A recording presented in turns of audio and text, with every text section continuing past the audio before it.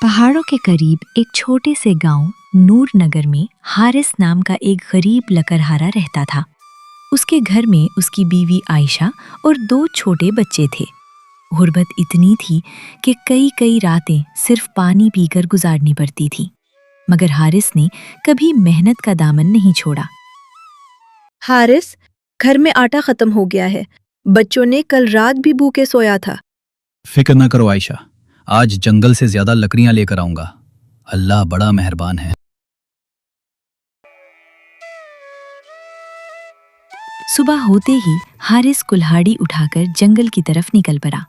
सर्द मौसम था और उसके पाँव में टूटी हुई चप्पल थी, लेकिन बच्चों की भूख उसे चलने पर मजबूर कर रही थी। बस या अल्लाह, आज मेरे बच्चों को भूखा ना सुलाना। जंगल के बीच उसे एक बूढ़ा शख्स दरख्त के नीचे जख्मी हालत में पड़ा मिला। बेटा, 2 दिन से भूखा हूँ, थोड़ा पानी मिल सकता है? हारिस ने फौरन अपना पानी और अपनी वाहिद रोटी उस बूढ़े को दे दी। बाबा जी, मेरे पास ज़्यादा कुछ नहीं, लेकिन जो है वो आपका है। और तुम खुद क्या खाओगे बेटा? अल्लाह कोई रास्ता निकाल देगा बाबा जी। बूढ़े आदमी की आंखों में आंसू आ गए। उसने कांपते हाथों से अपनी जेब से एक पुराना नक्शा निकाला।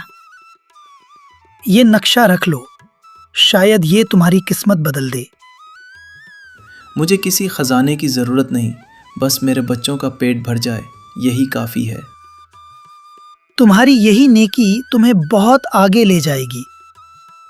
हारिस नक्शा लेकर आगे बढ़ा। नक्शे के मुताबिक वो जंगल के एक पुराने हिस्से में पहुंचा।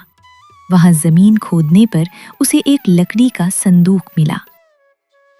या अल्लाह, ये तो सोने के सिक्के हैं, शुक्र है मेरे मौला। उसकी आंखों से आंसू बहने लगे। उसे अपने भूखे बच्चे याद आ गए। आज मेरे बच्चे भूखे नहीं सोएंगे। वो खुशी खुशी घर वापस आया।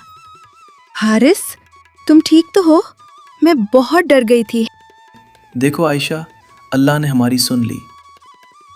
आयशा की आंखों में खुशी के आंसू आ गए।